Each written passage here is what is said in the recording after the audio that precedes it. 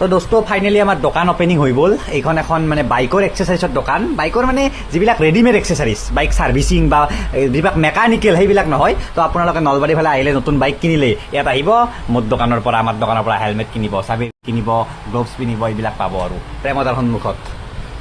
তো finally guys আমাৰ দোকান অপেনিং হৈ গ'ল। আৰু দোকানৰ বাহিৰত আছে বহুত মানুহ, ৰাস্তা পুৰা ব্লক হৈছে, এইফালে বিকাশ হে ৰাইজসকল, এই যিটো ইনষ্টাগ্ৰাম আইডি আমাৰ নতুন দোকানখনৰ মানে ইনষ্টাগ্ৰাম এইটো, তো দোকানত নতুন নতুন মাল আহি থাকিলে ইয়াত ফটো দি থাকিম, বা যোনে কিনে তাৰ ফটো ইয়াত দি পিনে পষ্ট কৰা হ'ব। তো আপোনালোকে এই ইনষ্টাগ্ৰামটো ফ'ল' কৰি থ'ব পাৰে। আৰু ডিম্পু বাই দোকানত আমি গৈ আছো। ডিম্পু বাই আজি দোকান অপেনিং হ'ব, আমি গৈ আছো আৰু আধা ঘণ্টা 45 মিনিটত পুৰা পাই যাম।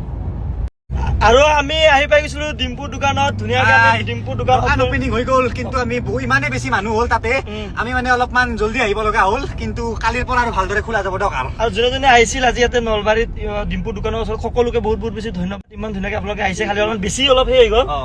কালিৰ পৰা আহিব, কালিৰ পৰা আহি কিনে ডিম্পু দোকানত বঢ়িয়াকে বস্তু কিনি লৈ যাব। কিনি ল'ব মানে যি লাগে আৰু